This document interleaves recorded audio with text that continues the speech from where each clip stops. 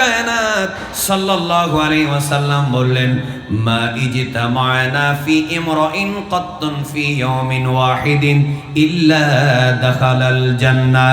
আল্লাহর নবী বলে, সাহাবীরা সাক্ষী থাকো, আমি তোমাদেরকে সাক্ষী রেখে বলি, একদিনের ভিতরে একটা মানুষ যদি এই চারটা কাজ একসাথে যদি করে, আমি গ্যারান্টি দিলাম আমার আবু বকর জান্নাতের যে দরজা দিয়ে চাইবে সেই দরজা দিয়ে জান্নাতে যাবে। একটু সবাই জোরে বলেন আল্লাহু আকবার। তাহলে এই চারটা কাজ আমাদের বেশি বেশি করার দরকার আছে না নাই? অসুস্থ হলে সেবা করা, এটা আমাদের গৌসিয়া কমিটি বাংলাদেশ যদি বলে আপনারা কোথায় শিখেছেন, করোনার সময় ফ্রি অ্যাম্বুলেন্স সার্ভিস দিয়েছেন। আমি আমার কথা বলি, আমার ছোট মামা মারা গিয়েছিলেন করোনাকালীন সময় রমাদানুল মুবারকে, রমজান মাসের একেবারে ওই দিন বেজর রাত ছিল, লাস্টের 10 দিনের মধ্যে একদিন। আমার এখন তারিখটা হঠাৎ ছুটে গেল। তো উনি রাউজান থেকে গিয়েছেন আমাদের বাসায় চট্টগ্রামে জামিয়ার পাশে হামজারবাগের পূর্ব দিকে, সেখানে চিকিৎসা নেওয়ার জন্য গিয়েছেন, পায়ে হেঁটে গিয়েছেন। মেডিকেলে গেলেন, সেখানে ডাক্তারের সিরিয়াল পান নাই, আবার চলে আসলেন। ওনার একটা খেয়াল ছিল একটা অপারেশন করাবেন। রাতের বেলা হঠাৎ করে উনি যখন আমাদের বাসায় আবার মেডিকেল থেকে আসলেন, হঠাৎ করে ওনার ব্যথা যখন বেড়ে গেল, হঠাৎ করে ওনার নিঃশ্বাসটা ঘন হয়ে গেল।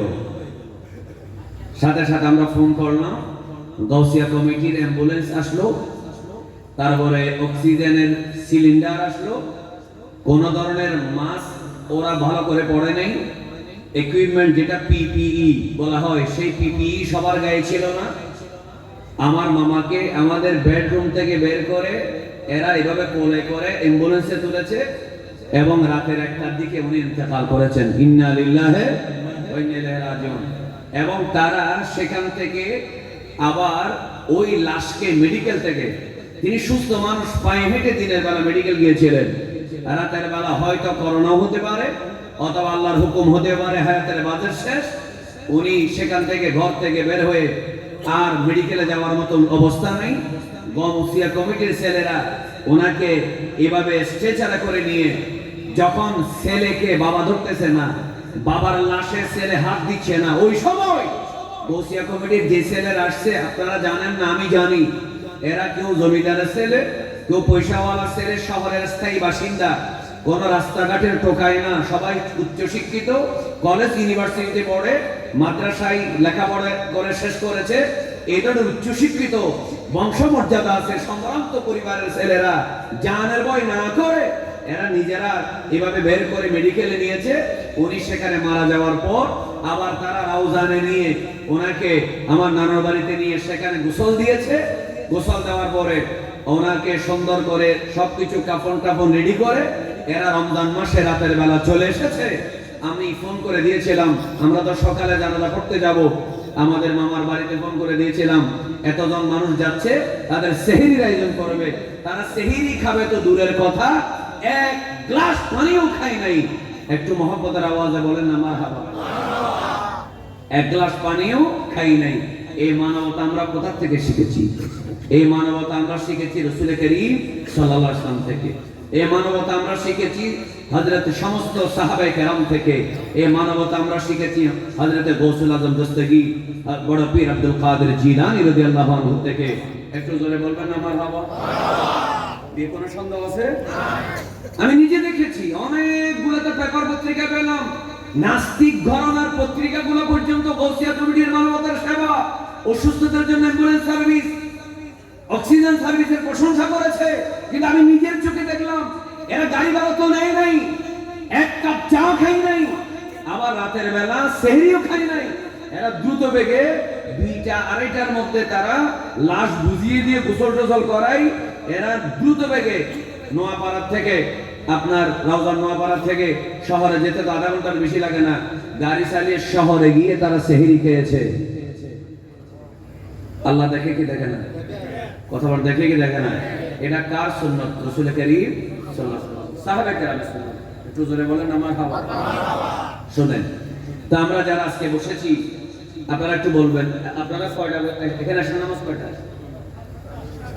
7:30 তুলে তো অনেক সময় আছে ইনশাআল্লাহ, অনেক কথা আমরা বলতে পারবো ইনশাআল্লাহ। একটু দর্শক পড়েন জোরে জোরে, আল্লাহুম্মা সাল্লি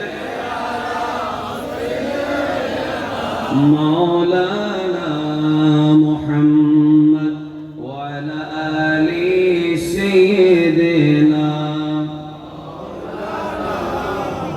أصدق الصادقين سيد المتقين چشم گوشے وزارت پہ لاکھوں سلام اللہم صلی مولانا محمد وعلى آل سيدنا শুনেন তো সাইয়্যিদুনা সিদ্দিক আকবর রাদিয়াল্লাহু তাআলা তিনি মক্কায় থাকতে যেমন আমার নবীর জন্য সর্বস্ব বিলিয়ে দিয়েছেন, মদিনায় আসার পরেও তিনি আমার নবীর সাথে ছিলেন, হিজরতের রাতেও আমার নবীর সাথে ছিলেন। জোরে বলেন আমার হাওয়া। একটা ছোট্ট ঘটনা বলি, মদিনায় আসার পরে আমরা অনেক সময় বলি না আমাদের ইমাম শের বাংলা খুব কঠোর ছিলেন। আপনাদের হাটাজারি তো, এটা কি ফটিকছড়ি না হাটাজারি? কি শেরে বাংলা আপনাদের হাটাজারি, এর জন্য কি আপনারা বেজার না খুশি? আলহামদুলিল্লাহ বলবেন না? আচ্ছা, অনেক সময় আমরা বলি না সুন্নিরাও হাট শেরে বাংলা এত কঠোর না হলেও চলতো, উনি একটু নরম হইতেন, সবার কাছে জনপ্রিয় থাকতেন, যেভাবে সবাই মিলে ওনাকে ভোট দিয়ে চেয়ারম্যান বানাইছিল, আকীদার ক্ষেত্রেও যদি তিনি একটু নরম থাকতেন সবাই ওনাকে মানতেন। এই ধরনের কথা কেউ কেউ বলে কি বলে না? আমি আপনাদেরকে বলছি মনোযোগ। তো ইমাম শেরে বাংলা আল কাদেরী রাহমাতুল্লাহ আলাইহিকে যদি বলা হয় আপনি যে আকীদার মধ্যে এত কঠোর, আপনি ওহাবি, মওদুদি, খারিজি, রাফিজি, শিয়া কাউকে ছাড় দেন না, এটা কোত্থেকে শিখেছেন? ইমাম শের বাংলা আল কাদেরী বলবেন এটা আমি শিখেছি হযরত সাইয়্যিদুনা সিদ্দিক আকবর থেকে। এত আস্তে বললে হবে না, আরো জোরে বলুন সুবহানাল্লাহ।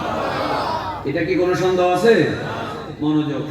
কোরআনুল কারীমের একটা সূরা আছে, সূরাতুল আলে ইমরান, আয়াত নম্বর 181। হযরত সিদ্দিক আকবর রাদিয়াল্লাহু তাআলা একদিন তিনি মদিনা শরীফে একটা মাহফিলের পাশ দিয়ে যাচ্ছেন। ওই মাহফিলটা ছিল ইহুদিদের মাহফিল। কাদের মাহফিল? ইহুদিদের মাহফিল। ওই মাহফিলের বক্তা হচ্ছে ফানহাস। আপনারা কিছুদিন আগে শুনেছেন লালদিঘির পারে, লালদিঘির ময়দানে আমার ওস্তাদ আল্লামা ওসির রহমান আল কাদেরী রাহমাতুল্লাহি আলাইহি তিনি বলেছিলেন লালদিঘির ময়দানে ইমাম শের বাংলা আল কাদেরী তিনি আবুল আলা মওদুদীকে পরাস্ত করেছিলেন। ঠিক কিনা বলেন? আবুল আলা মওদুদী কি শের বাংলাকে জবাব দিতে পারছে? বলেন পারছে? সে বলছে আমি ঢাকায় দিয়ে জবাব দেব। আমার শের বাংলা বলেছেন আমি তো সিনাই করে কিতাব নিয়ে এসেছি, আপনার কিতাব কি ঢাকায় রেখে আসছেন? সুবহানাল্লাহ বলেন না কেন? এই জন্য সেদিন যেমন পরাস্ত করেছে আমার ওস্তাদ আল্লামা ওসির রহমান আল কাদেরী মুদ্দাজিল্লাহুল আলী, তিনিও সেই কথাটা তুলে ধরেছিলেন। আমি যদি বলি এটা তিনি কোথায় শিখেছিলেন, আমি বলবো তিনি আর কারো কাছ থেকে শিখেন নাই, ডাইরেক্ট মাহফিলে গিয়ে বাতিল ফেরকার বক্তাদের সামনে গিয়ে সরাসরি চ্যালেঞ্জ করা এবং মাহফিলের মাঝখানে স্টেজে উঠে বক্তাকে থামিয়ে দেওয়া, এটা ইমাম শের বাংলা আল কাদেরী শিখেছেন সাইয়্যিদুনা সিদ্দিক আকবর রাদিয়াল্লাহু আনহু থেকে। সুবহানাল্লাহ বলবেন না? মনোযোগ। কোরআনের একটা আয়াত নাযিল হয়েছে ওই ঘটনাকে কেন্দ্র করে। কোরআনের আয়াতটা কোন আয়াত বললাম? সূরা আল ইমরান। মাওলানা হাফেজ আব্দুল লতিফ আসছে, মারহাবা বলেন। অন্যান্য আলেম যারা ছিল নাম ধরি নেই, সবার নাম আমি জানিও না বা পদবি বলতে পারবো না, যথাযথ তাজিব হবে না, এই জন্য সবাইকে একসাথে আরেকবার বলে দেন মারহাবা। শোনেন তো, তিনি মাহফিলের পাশ দিয়ে যাচ্ছেন। মাহফিলটা কাদের বললাম? ইহুদিদের বলে না, কাদের?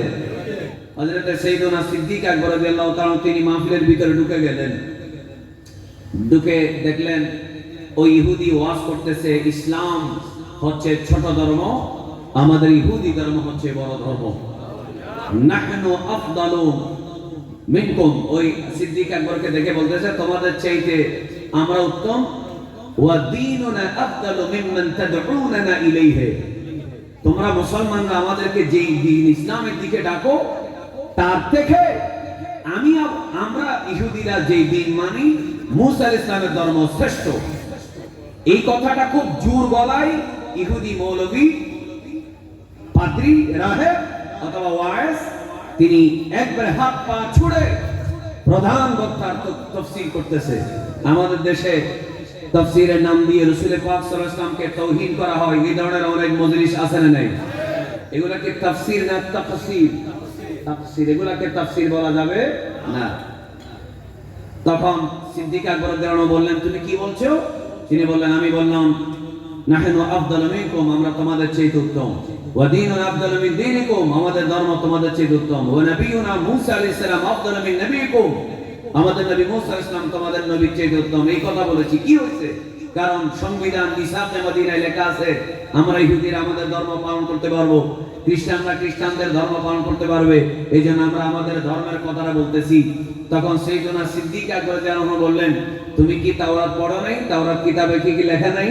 আখিরি নবী যদি আসে, মূসা আলাইহিস সালাম কি বলে নাই? আল্লাহ কি বলে নাই? আখিরি নবী মুহাম্মদ রাসূলুল্লাহ সাল্লাল্লাহু আলাইহি ওয়াসাল্লাম তার মিলাদ হবে মক্কায়, তিনি 53 বছর পরে মদিনায় হিজরত করবে। মদিনায় হিজরত করার পরে আর কোনো দিন ধর্ম কোন নবীর শরীয়ত থাকবে না। আমি মূসা থাকলে সবাই মিলে আমরা সেই আখিরি নবীর উম্মত হয়ে যাব। আর একটু মহব্বতে সুবহানাল্লাহ বলো। এই কথা কি তোমাদের এখানে লেখা ছিল না? লেখা নাই? এটা কেন মানো না?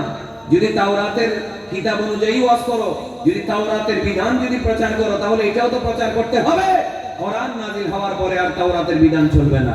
মুহাম্মদ সাল্লাল্লাহু আলাইহি ওয়াসাল্লাম আসার পরে আর মূসা আলাইহিস সালামের উপরে তাকে নবী হিসেবে মেনে তার উম্মত হওয়া যাবে না। সুবহানাল্লাহ বলেন। এই কথাটা কি সিদ্দিক আকবর ভুল করেছেন? তিনি ভুল করেন নাই, তিনি জাস্ট যেটা বলার দরকার সেটা বলে ফেলেছেন। কাদের মাহফিলে গিয়ে? ইহুদিদের মাহফিলে গিয়ে সরাসরি বলেন, তাফসীর যদি তাওরাত থেকে করো তাহলে অথাও তাওরাতেই প্রমাণ মুহাম্মাদুর রাসূলুল্লাহ সাল্লাল্লাহু আলাইহি ওয়াসাল্লাম হচ্ছেন সাইয়্যিদুল আম্বিয়া, সাইয়্যিদুল মুরসালিন, ইমামুল মুরসালিন। আর তাওরাতে আছে ইসলাম হচ্ছে শ্রেষ্ঠ ধর্ম, ইসলাম হচ্ছে পরিপূর্ণ দ্বীন। একটু মহব্বতে বলেন মারহাবা। কিন্তু ইহুদি বলল কি জানেন? আছে ঠিক আছে, কিন্তু আমরা এটা মানি না। কেন মানো না? কারণ তোমাদের ধর্মের মধ্যে তোমাদের নবী বলে কারো যদি নেশাব পরিমাণ সম্পদ থাকে, এটা যদি কর্জ টর্জ বাদ দিয়ে 1 বছর যদি তার কাছে থাকে, 40 ভাগের 1 ভাগ তাকে আল্লাহর রাস্তায় দিয়ে দিতে হবে। এটাকে আল্লাহ কোরআনে বলেছেন, ওয়া আকরিদুল্লাহ করাদান হাসানা, তোমরা আল্লাহকে কর্জে হাসানা দাও। যেহেতু তোমাদের খোদা, তোমাদের ধর্মে, তোমাদের কিতাবে মুসলমান থেকে, আল্লাহর বান্দার থেকে খোদা যেহেতু কর্জ চায়, সুতরাং তোমাদের ধর্মের যিনি আল্লাহ তিনি ফকির, ওয়া নাহনু আগনিয়া, আর আমরা ইহুদিরা হলাম ধনী, সুতরাং আমরা ধনী আছি, ধনী থাকি। তোমাদের গরিব খোদার ধর্ম ইসলামে কেন যাব? সবাই নাউজুবিল্লাহ জোরে বলো না কেন? দেখেন সূরা আলে ইমরান আয়াত নম্বর কত বলছি? 181। এগুলো মনোযোগ করে শুনবেন, কারণ এখন আমাদের রেফারেন্স দিয়ে কথা বলতে হবে। আমাদের ওস্তাদরা দিতেন না, কেন দিতেন না? কারণ আমাদের ওস্তাদরা নিজেরাই ছিলেন রেফারেন্স।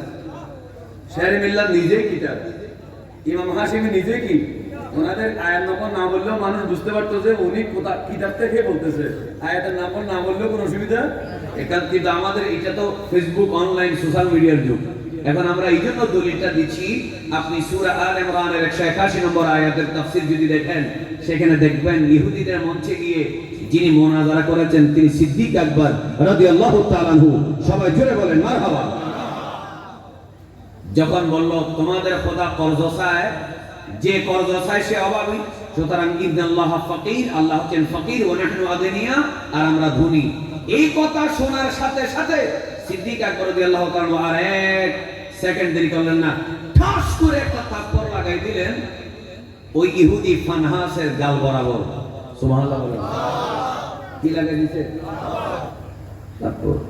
তারপর সবাই আশ্চর্য হয়ে গেল। ইহুদিরা মনে করতো রাসূল কারীম সাল্লাল্লাহু আলাইহি ওয়াসাল্লামের উম্মতের মধ্যে, সাহাবীদের মধ্যে সবচেয়ে নরম, রকিক, সবচেয়ে আরহাম, সবচেয়ে দয়ালু, উদার মানুষ হচ্ছেন আবু বকর।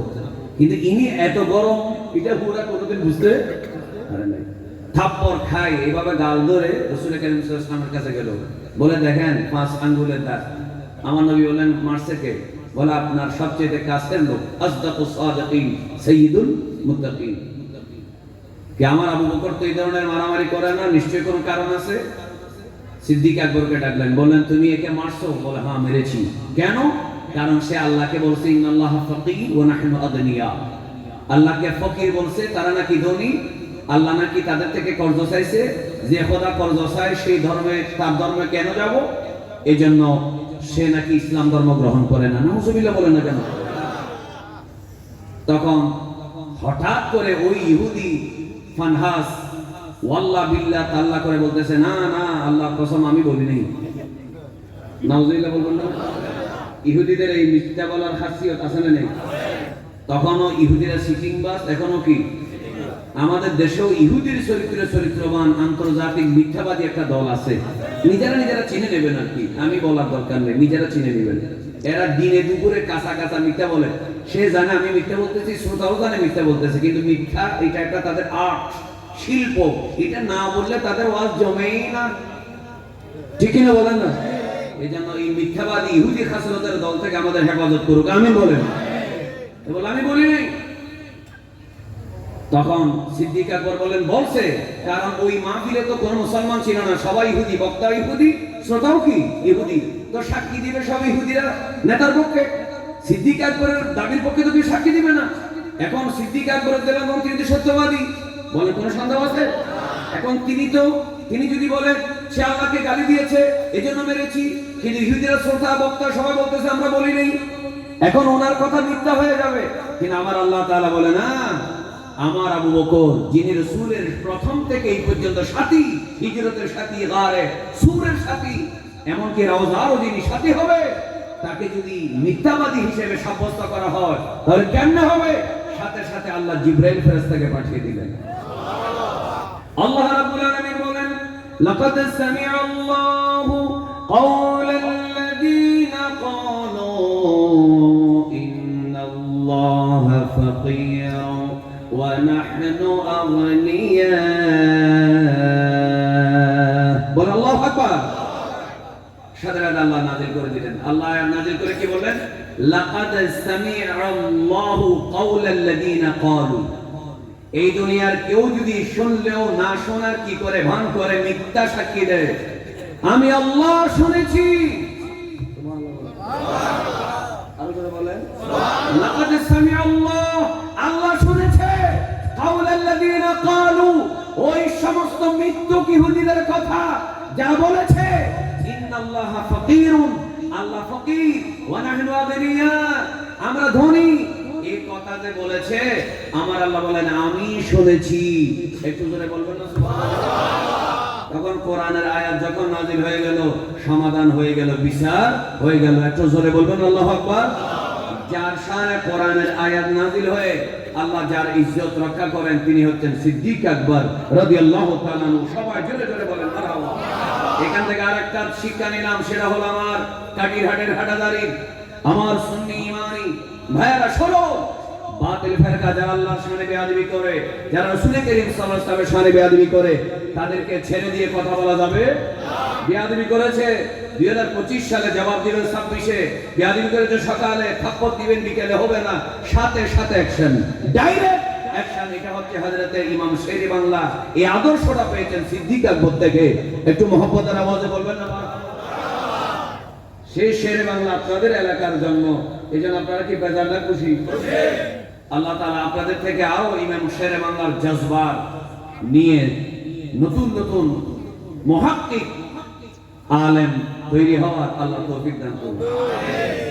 আরো জোরে বলেন আমিন। এটা হচ্ছে আলেম বানানোর ফ্যাক্টরি, ঠিক না বলেন? এই এখান থেকে যারা আলেম হিসেবে বের হয় এরা কি বেয়াদব হয় না আদবওয়ালা? এরা কি গোস্তাখ হয় নাকি আশেক হয়? ফাসেক হয় নাকি আলেম হয়? শতানওয়ালা হয় নাকি নবীওয়ালা হয়? আল্লাহ তাআলা আমাদের সবাইকে এই ধরনের মাদ্রাসার সাথে, সুন্নি মাদ্রাসার সাথে সম্পর্ক রাখার তৌফিক দেন। আর একটু মহব্বতে আমিন বলেন। আচ্ছা শুনেন, তো রাসূল করিম সাল্লাল্লাহু আলাইহি ওয়াসাল্লামের এত প্রিয় আশিক, তিনি প্রথম খলিফা হলেন। এটা কি বলুন তো দেখি, এটা কি নিজে নিজে হয়েছে নাকি আল্লাহর ইচ্ছায় এবং আমার নবীর ইচ্ছায়? একটু মনোযোগ রাখবেন, আমরা কথা শেষের দিকে যাচ্ছি। রাসূল করিম সাল্লাল্লাহু আলাইহি ওয়াসাল্লাম এই দুনিয়া থেকে যাওয়ার আগে যখন অসুস্থ হয়ে গেলেন, হযরত আয়েশা সিদ্দিকা রাদিয়াল্লাহু তাআলা আনহাকে ডাকলেন, বললেন আয়েশা, ইয়া আয়েশা মুরি আবু বকর, আবু বকরকে নির্দেশ দাও, ফালিউসাল্লি বিন নাস, আমার আবু বকর যেন নামাজ পড়ায় মানুষকে নিয়ে। সুবহানাল্লাহ বলেন। এই কথাটা কে বলেছেন? রাসূলুল্লাহ সাল্লাল্লাহু আলাইহি ওয়াসাল্লাম। তো আয়েশা সিদ্দিকা রাদিয়াল্লাহু তাআলা বলেন, ইয়া রাসূলুল্লাহ, আমার বাবা তো খুব নরম দিল, আপনি হুজুরের মধ্যে অসুস্থ হয়ে পড়ে থাকবেন, বসে থাকবেন, শুয়ে থাকবেন, আমার বাবা মুসাল্লায় দাঁড়াতে পারবে না, ওনার দ্বারা হবেই না। তখন আমার নবীজি একটুখানি